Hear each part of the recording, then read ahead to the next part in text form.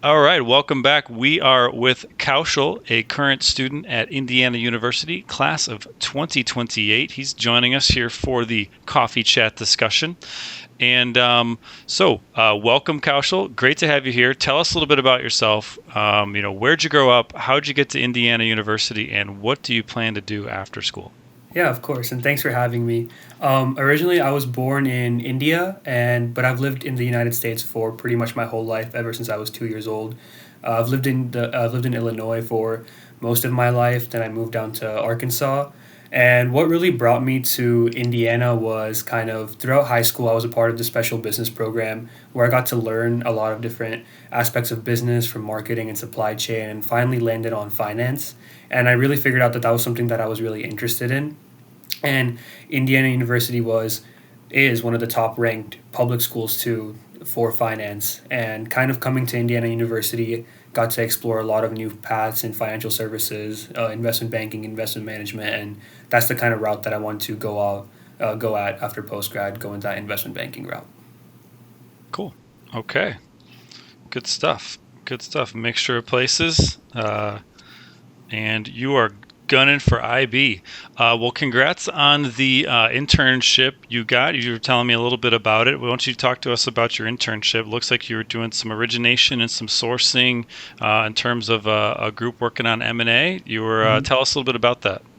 Yeah, of course. So currently, I'm a remote intern at small private equity firm that's based in Delaware. And essentially, my role starting off in March when I first joined the team was mainly grunt work origination, doing a lot of search funding, quote unquote, type of work. And that's kind of where I was for a month.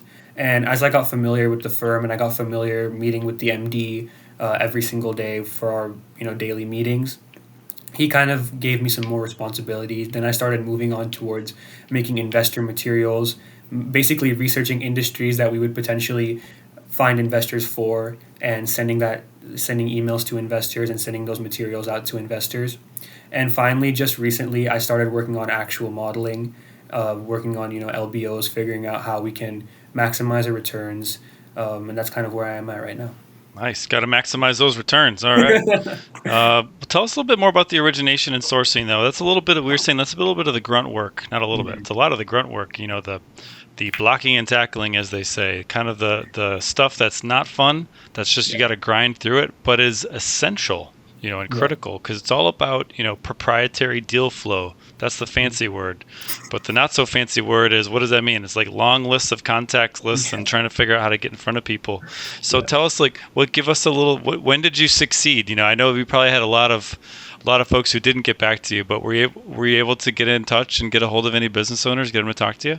Yeah, of course. So, starting off back in March when I first started, I was given a big Excel sheet with a lot of names, and I was just told to go on Apollo and just put their names down, put the company names down, and find as many contacts that were either C suite, VP, stuff like that, really higher ups that we could actually contact for any potential M&A activity that we wanted to do. And I did that for about a couple of weeks, got around 1,000 contacts and a lot of emails. And then we started to move on to the actual emailing part, and the email response rate I believe was around 3%. And that's Nice. kind of, you wouldn't think that it would be that high, but a lot of people did respond back, and we were able to kind of convert those into potential deals. And that's when we started working on different investor materials. But I would say it's a lot of Nice. grunt work at the beginning, a lot of hours spent just getting contact names. And it may Yeah, a lot seem of the like you're doing a research lot of, and data yeah. gathering. Yeah, and it may seem like it's a lot of repetitive work, but it's very necessary when the time comes to put all the materials together. Yep. Cool. Well, I think that's fantastic experience. You get to see under the hood there, so you can really Hmm. appreciate the work that goes into it. And no, 3% is great. I think a lot of people expect 1% or less, and Yeah. so if you're at 3% response rate for an email, that's pretty darn good. Great. Well, good. That's great experience. I think people underestimate experience like that. Hmm. We have mentioned this a couple times in the program here. Checking out resources like searchfunder.com, Right. um, and other things like Angel List, and there's opportunities out there for these types of, you know, and I would even say a lot of these things you can start part time. It doesn't. Hmm. It's something you can do a little bit on the side while school's going, or Right. while you're doing other things. It doesn't have to be a 40, 60, 80 hour sort of commitment, right? And so you can start to get your hands dirty a little bit. Was that your experience? Yeah, I started this while I was in the middle of my second semester, so kind of that's kind of where I started. Origination didn't take up too much of my time, so I was still able to balance Yeah, it. But as school ended early May, I was able to pick up more workload. awesome. Well done, well done. Well, all right, Kaushal. So, you've put a couple questions in here for discussion. So, you've mentioned something that people have mentioned several times, right? It's that time of year. We're coming into the internship season here. People are wrapping school up, headed out into their internships. Some haven't started, some have started. But at the end of the day, getting in that professional setting is going to be a change for most people, especially if you're in person 5 days a week. Unless you've done an internship like that before, it's going to be a little different. So, um, you've got a question that's on everyone's mind, really. But tell me a little bit first, like what, given your work experience you do have, like what are the things you think you do well in a work environment? Of course. So, one thing that I immediately realized that I do well was kind of understanding what needs to be done, and if I don't know, kind of figuring out how I can find out that information. Hmm. And that's kind of what happened at my internship too, because at first I didn't really know how to use Apollo and how which contacts to find, and that was all information that I had to find out, and I was able to take initiative, get that all figured out, which was very good. But one thing that I do find myself struggling at, in terms of when I was looking to get an internship as well, is kind of that networking aspect, and I've kind of put a lot of emphasis on technical skills, but and didn't really understand how important networking is and how predominant it needs to be in like your routine. But as I've learned the importance of networking, I've gotten more into that, and that's kind of, I would say, something that I'm working on right now. Okay.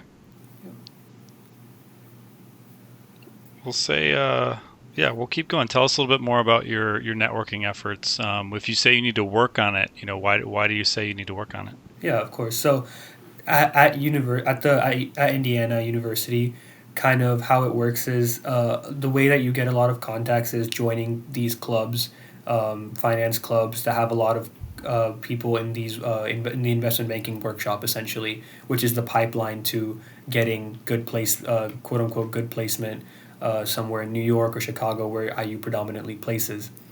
But me not being in those big finance clubs, I had to find other ways to go around and make those Hmm. introductions. And that's kind of how I started. I had participated in a investment banking case competition that was available freshman year wide, and I won that first semester.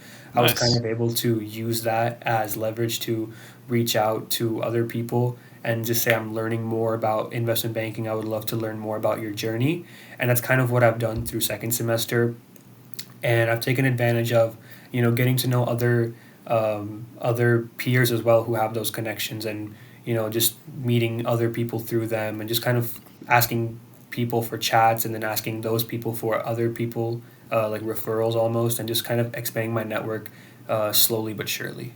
Sure, sure. Well, you're giving all the right answers. That's what we're supposed to say. We'll say a little bit more about that. Tell me about a networking call, that didn't go so well. Yeah, so for one small finance club that I'm in, there's one person in the investment banking workshop, and he was done recruiting pretty early, so he was able to give us some experience. So he said, "Hey, if you guys want to chat, just email me and reach out. It'll be kind of like a practice run." And I said, "Okay." So I emailed him. He pointed out some small errors in my email, which was just a really bad start already. And during the chat, I kind of went at it with the approach of asking for advice, because that's kind of how, especially first semester freshman year, I was told to go about these chats, would just gain a lot of information. So I still had that mentality.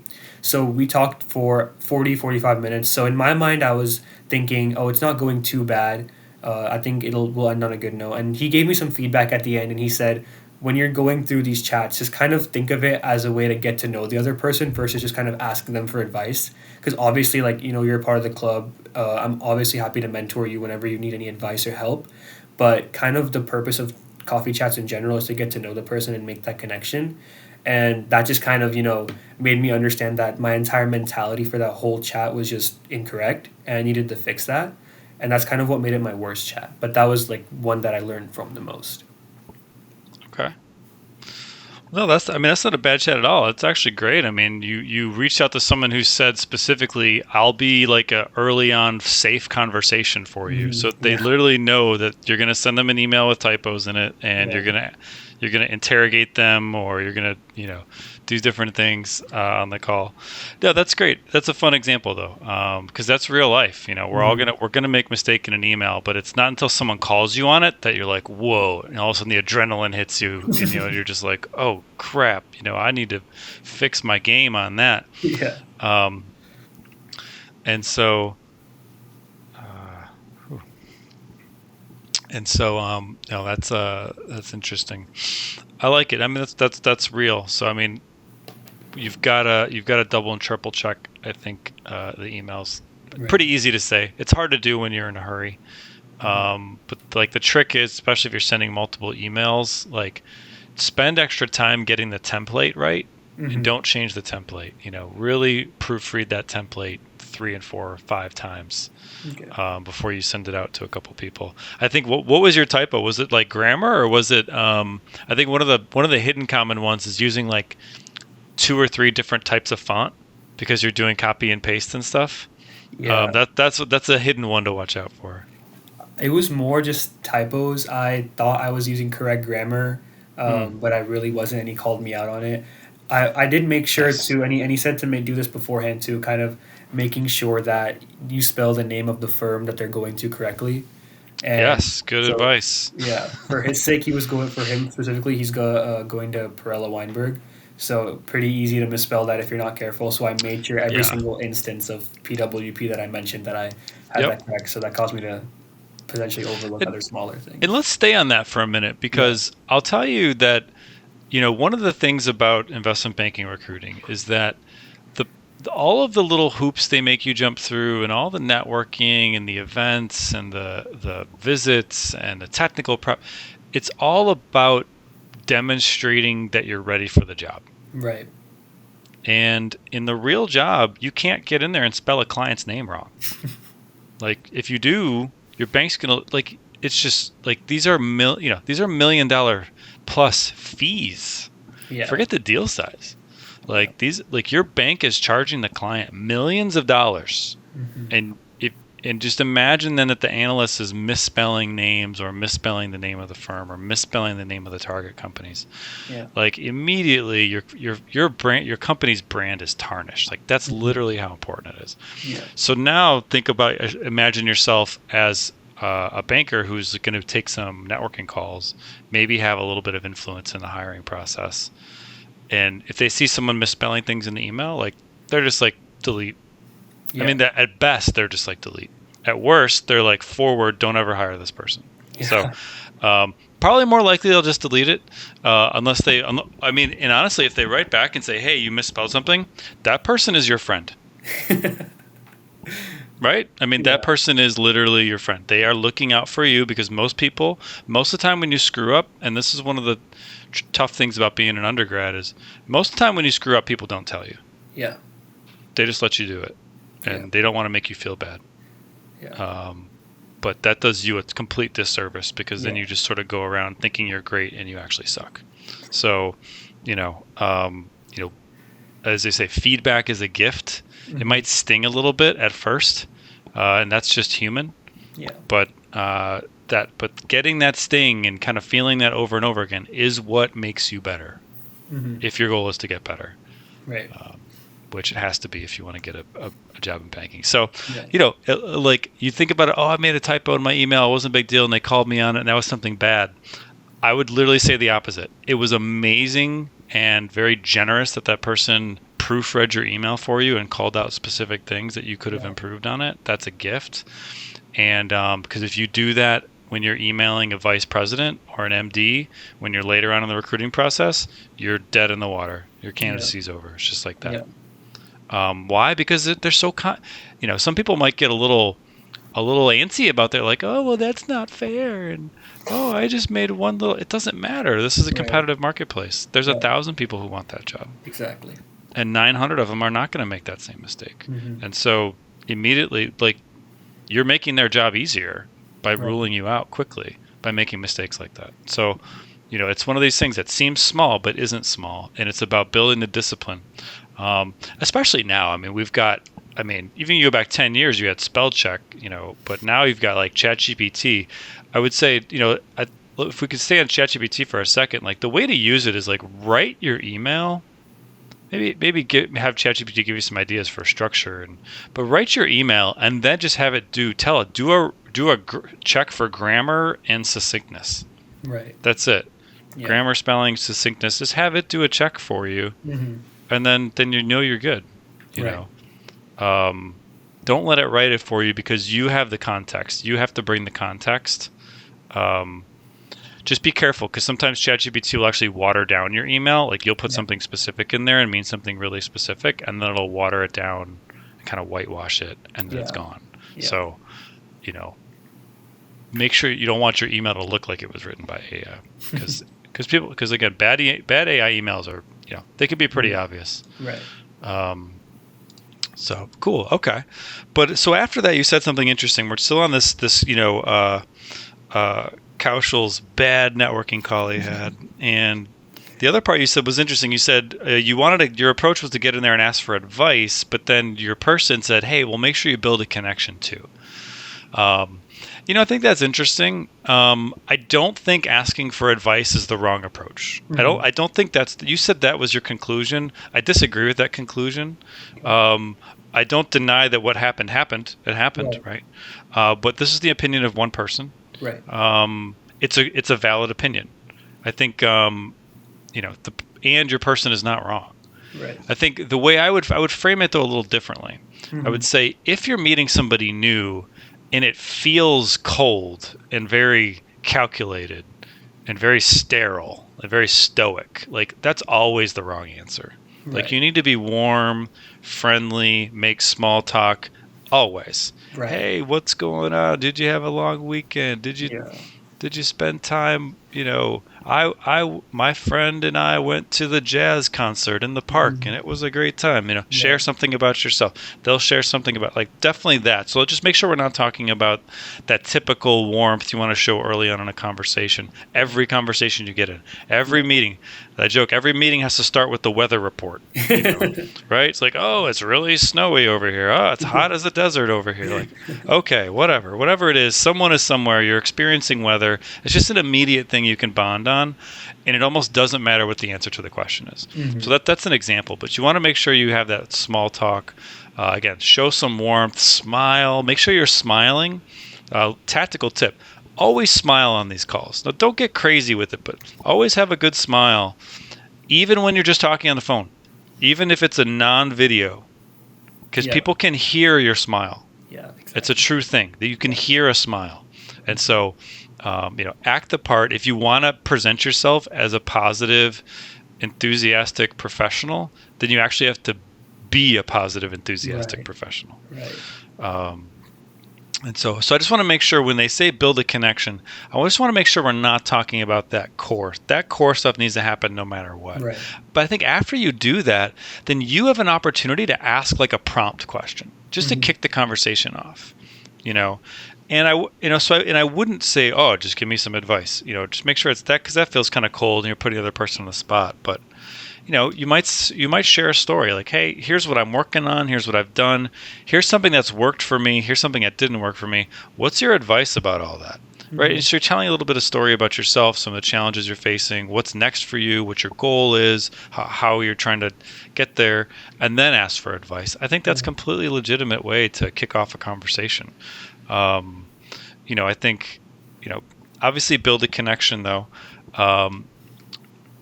But you should also, obviously know who this person is and what type of stuff they're working on. Mm-hmm. And if they're open to talking about it, I mean, you'll have to feel that out, but definitely ask about it, right. But there's nothing wrong with framing your question in a way that's like asking for advice. Yeah. So like you could say something like, hey, I know you're in the construction industry coverage group. If I was interested in that, what would your advice be? Yeah. Bang. You said something personal, you're connected in this industry group, and now they can take that 100 different directions. Right. Let them run with it. Tell you stories, not give you advice, not. It doesn't matter. Mm-hmm. At that point, it's your job to listen. A tactical tip I recommend these Mm-hmm. post-it notes and a pen.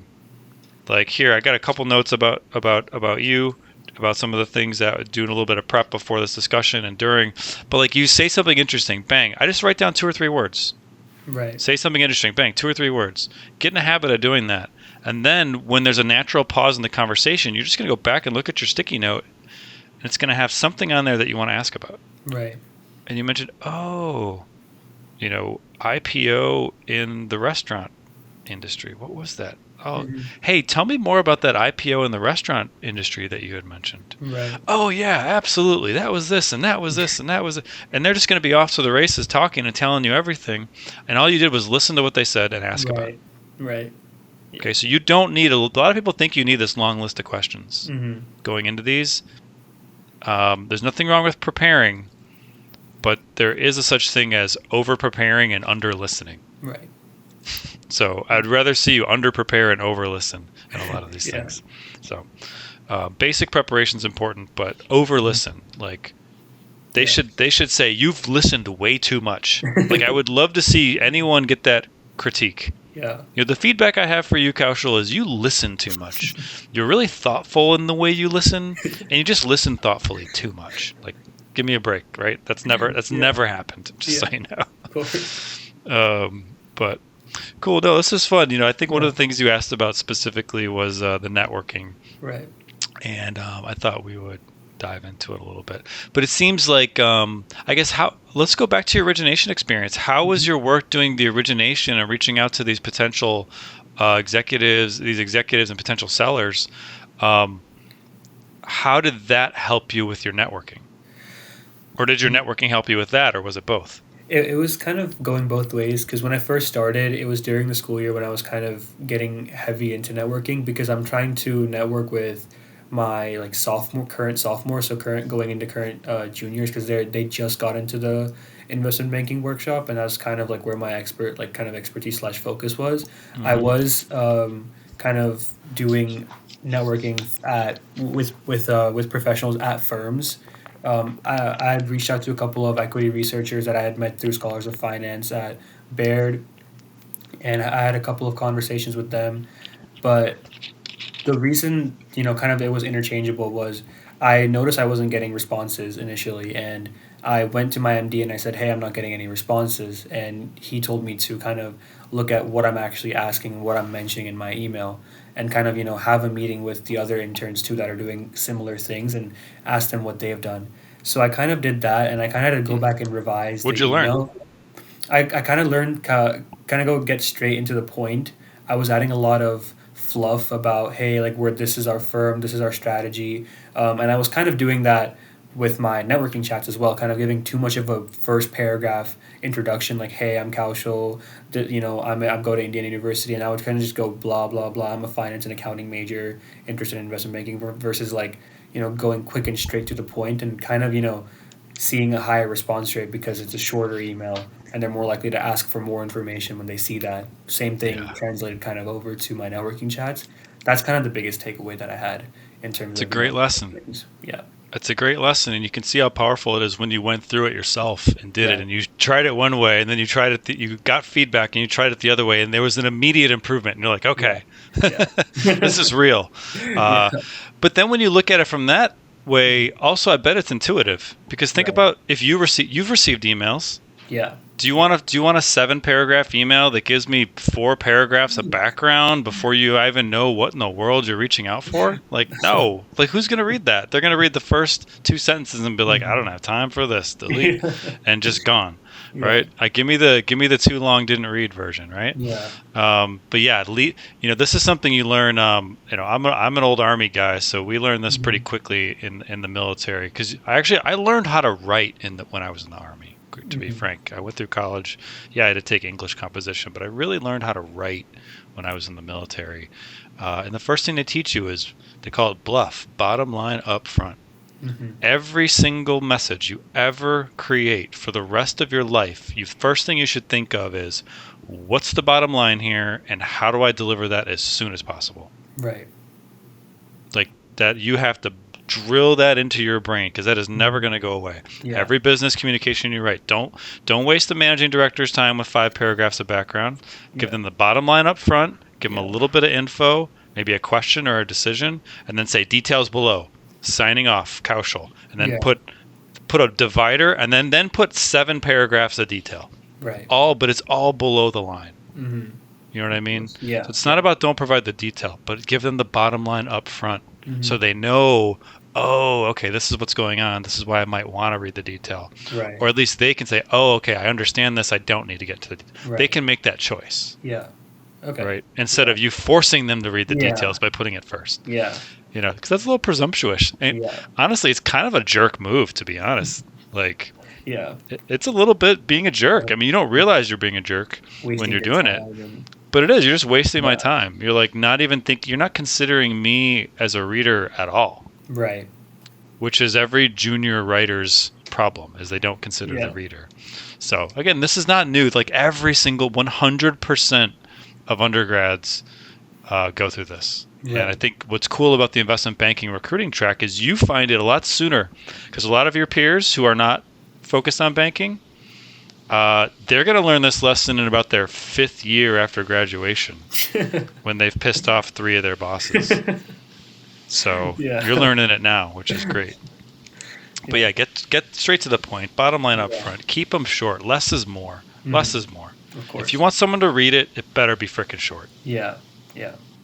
If you don't care if they read it. So again, like this is where you can actually use a technique. Let's say you're trying to cover your butt on something just to send an email. Make it as long as possible.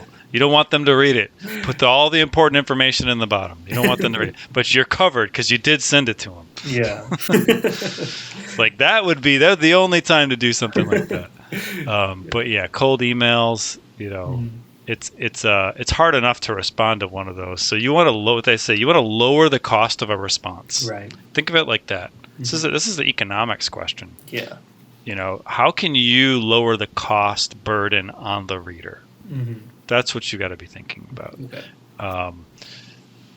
One of the tactics I'll talk about in there too is keep it really short. You want to start it with like a point of connection, like, hey, we're fellow alums.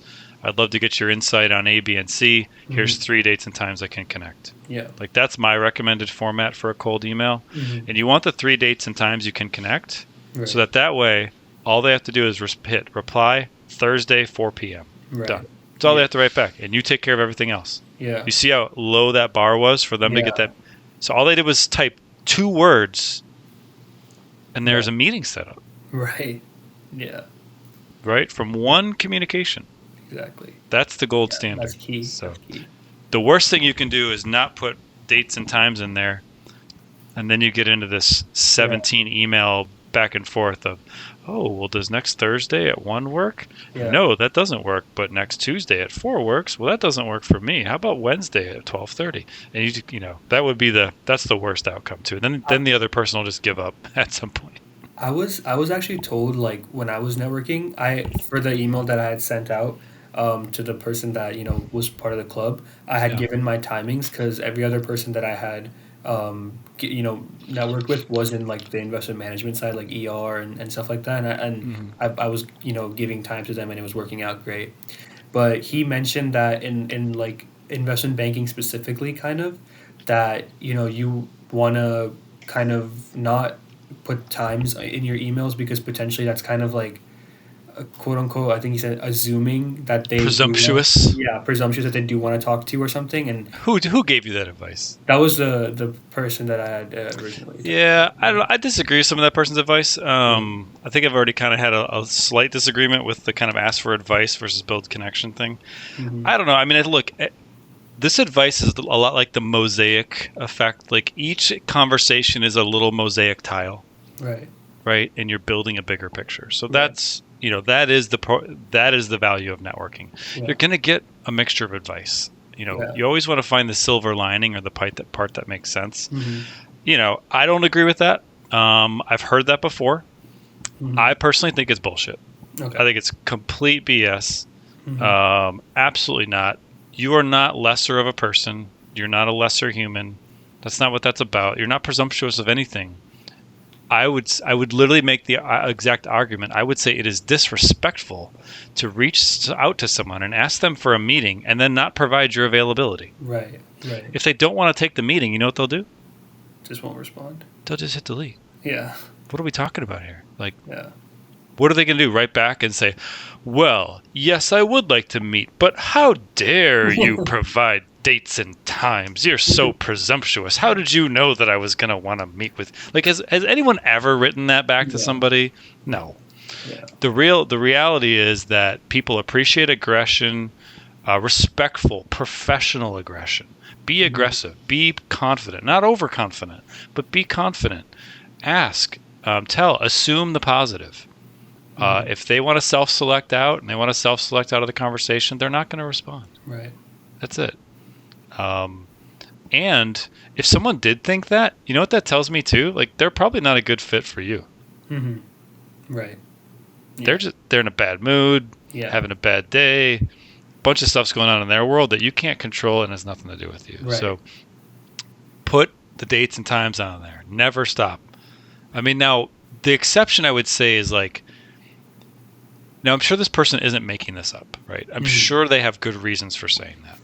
Right. I would just say that is not good universal advice. I think that advice is likely very specific about a very specific situation. Yeah. Now, for example, it could be within a particular firm's culture or subculture within a firm where they talk behind the scenes and they say, oh, well, I couldn't believe that person sent me dates and times. Like, oh, I would ever meet with them. Right. I mean, maybe they have those conversations behind, but they're not writing that back to the person who wrote the email. Exactly. And if they have that kind of attitude, they weren't going to talk to you or hire you anyway. So again, like, we're worrying about problems we don't have, I think, in that type of advice.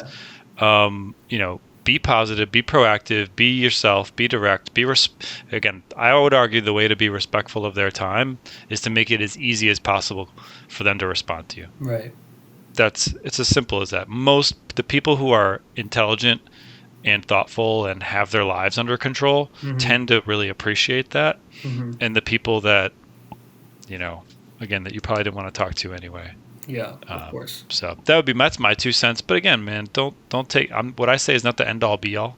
I think it's not about agreement or disagreement. It's about talking to a lot of people and building that picture. Of course. And again, I'm not going to say this guy was wrong, but I will say that is not good universal advice. That if I was going to give advice to 100 students, I definitely would not give that advice to 100 students. Okay, that makes sense. Yeah. Again, I think that, but be careful because, like, maybe, again, he might have been talking about a particular firm. Right. Maybe at a particular firm, they say, well, hey, make sure when you reach out to Sally that you don't do that because she hates that. Yeah. Like, okay, cool. Good tip. Right? Yeah. Good tip.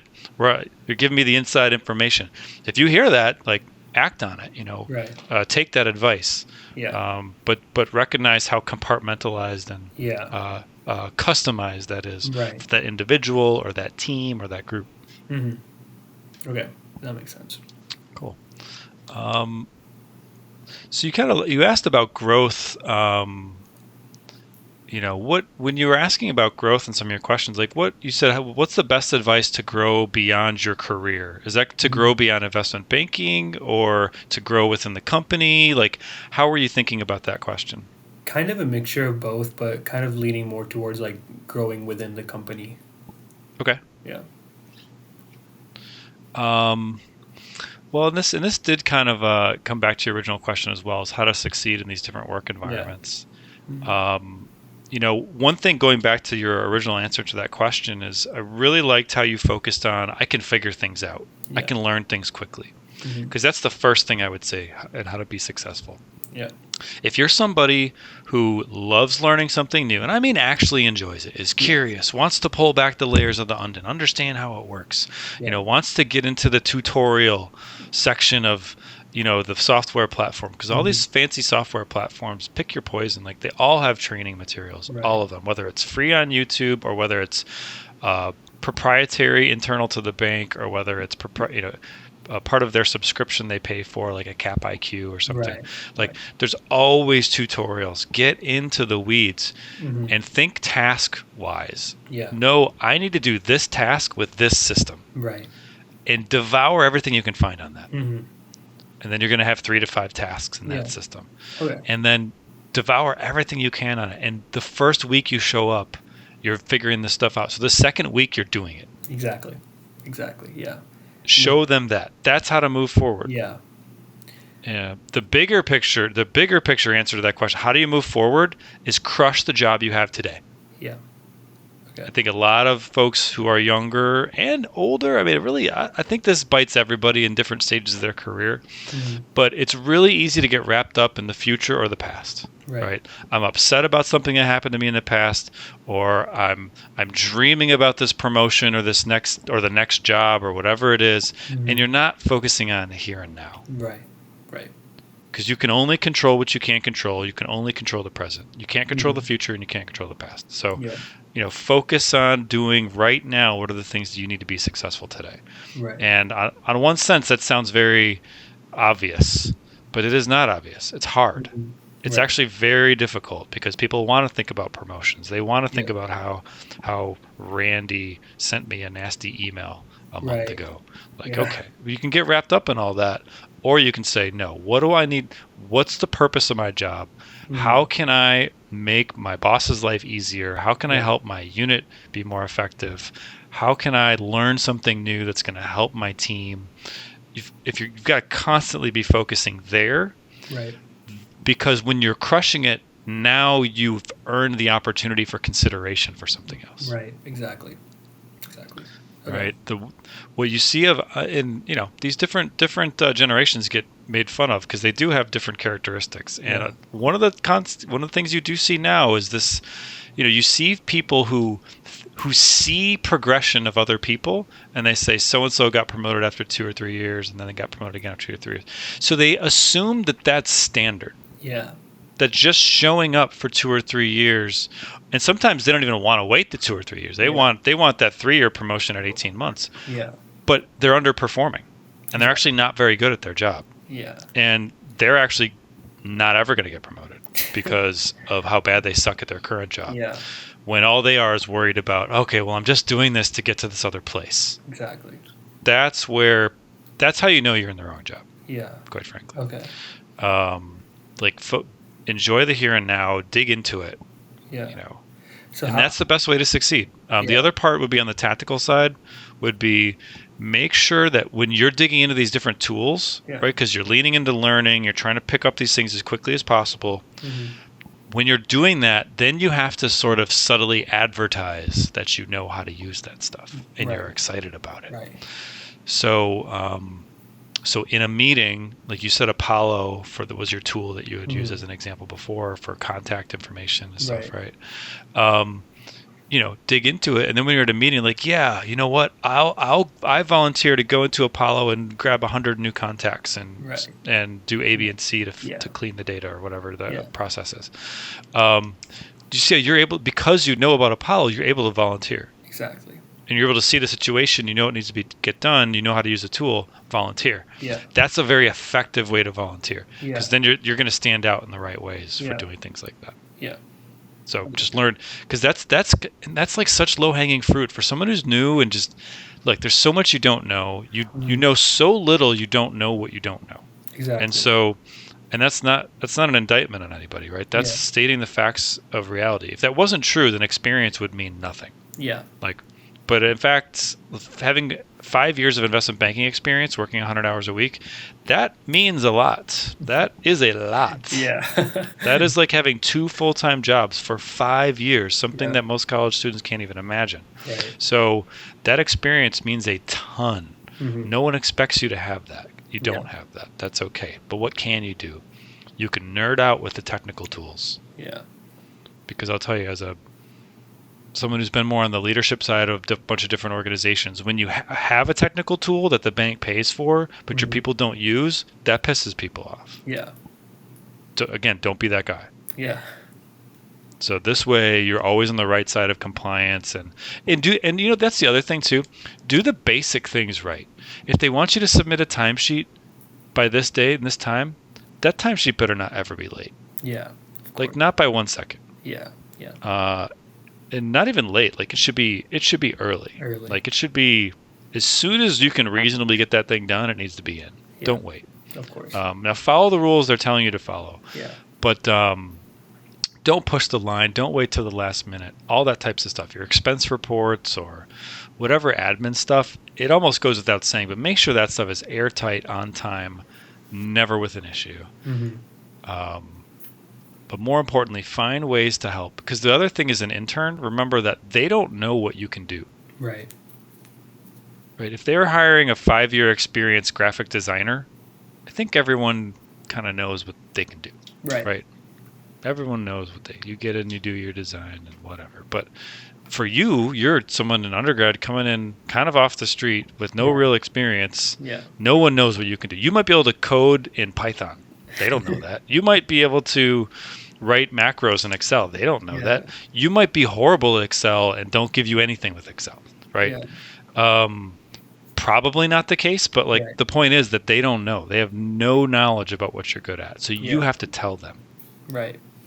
You have to tell them, hey, you know what? I did all the research and figured out how to do A, B, and C, and I did it once over here yesterday. So I'm ready to take this on today. Right. Literally that tactical. Yeah. You look for those opportunities, and when in doubt, say, how else can I help? Right. You should ask that question so often that people say, stop asking how you can help. You've asked me too many times how you're too helpful. Like you're so helpful, you're too helpful. And I'm going to write you up for that. That's going to go in your permanent record. Too helpful, offered to help too many times. Again, that's never happened. So you ask how you can be helpful. Obviously, I guess the way you know you're doing it too much is if it doesn't seem genuine. Right. If it doesn't seem genuine, or people are like, well, you're saying that, but last time I asked you to help, you didn't help me. That would be where people go wrong. Yeah. If it kind of seems disingenuous, or or worse yet, you've said, how can I help? And someone gave you something and you didn't deliver. That would be worse. Yeah. So make sure you're delivering, but always ask, what is there, what can I take off your plate? How can I help? If you're with a group of 5 analysts and you're done with your work, go over to the guys working on other projects and be like, hey, can I help anybody? Yeah, of course. I mean, stuff like that goes a long way. Mm-hmm. And it's about that's what integrity is. Is doing the right thing when no one's watching, right? Yeah. When the boss isn't watching, what are you doing? Exactly. Right? Are you like, I don't know what to do, I'm just going to scroll YouTube videos for an hour while I'm waiting for my MD to get back to me with something? Yeah. Or do you go over to your buddy and say, hey, are you working on that model? Can I help? Yeah. Do you want me to pull some comps? Do you want me to do something A, B, and C? Yeah. And use those skills to help your people to your left and to your right. Yeah, of course. Again, easy to say, hard to do in the moment when you're tired, when you're kind of pissed off because you didn't get your sandwich. They're out of mozzarella cheese and you didn't get your special sandwich and you're mad about that. I'm teasing, but you know what I mean. Yeah, There's never going to be a perfect day. So yeah, I understand. Cool. Yeah. All right, Kaushal. Well, hey, this has been fun to chat. Yeah. Is there anything else on your mind that's really, really critical for you that we haven't discussed yet? Just kind of the stuff that you mentioned, like in regards to stuff that you mentioned that was easier said than done, kind of like whether it's like you found yourself doing that at one point, or like you saw someone else do that and you were able to recognize that. What's like that one quality in that particular person that kind of made them, you would say, take that extra responsibility or go above and beyond even when they're, like, as you said, tired or cranky or anything like that? Well, I mean, the real thing is it's about a skill in self-awareness and self-management. Mm-hmm. For example, it's human for someone to ask you to do something and it's 10 o'clock at night and your gut reaction is, hell no, I don't want to do that. Mm-hmm. That's what your gut tells you because you're tired and you're thirsty and you had a bad day.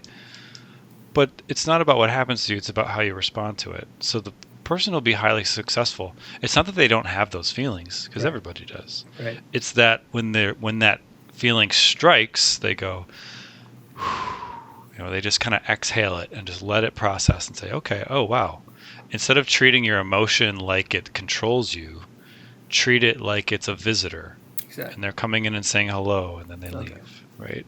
Yeah. And so it's kind of letting it fly, and then say, okay, what would I want the other person? What would I do? What would I want Hmm. if I was the other person? Okay. Okay. You know, Yeah. which is like, okay, then if the other person is like, they're also having a long day Right. and they're also in need and they're asking you for help. And so, it's like, and so the hard part is not saying yes because you're going to be programmed to say yes. Right. The hard part is sort of letting go of your internal tension so that when you do say yes, it sounds genuine, it sounds enthusiastic, and you're Hmm. not harboring this, Yeah. I have a problem. If it's like, if it comes across, hey, I need you to help with this, we got A, B, and C going on, I know it's late. Yeah, fine. It's very different than absolutely, I'm here, let's do it. Yeah. Of course. Yeah. I mean, I saw the difference right now too. So Yeah, you feel the difference. yeah. You don't want to work with that first person because Yeah. they're a drag. They're gonna be looking for every roadblock that they can find to Right. slow down progress. Right. They're like, oh, I can't do this right now because I have to wait for something else. Like, Yeah. no, just figure it out. Yeah. You don't need to wait. Go do it. Right. Yeah. Um, and people pick up on stuff like that, and subconsciously as well. Like you'll get the sense like, I don't quite know. I can't put my finger on it, but I really like working with Kaushal. Right? He's really positive, but like it's more than that. Like he's authentic and he comes across and he's always willing to help. And when you combine all those things and you have the foundationals, right? Right. You've got solid technicals. Yeah. You understand the words you're supposed to know the Yeah. words. Yeah. Vocabulary is very important. Yeah. So assuming you've got those basics down, you're communicating professionally and effectively. You're leaning into new skills, new platforms, new tools, Mhm. new computer systems.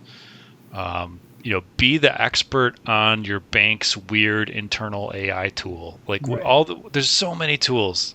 There's never going to not be a new tool to learn Right. when you start a new job. I'll just warn you that someone who's been to several corporations, U.S. Army, and a number of corporations, they all have different systems. Yeah. They all have different tools. Hmm.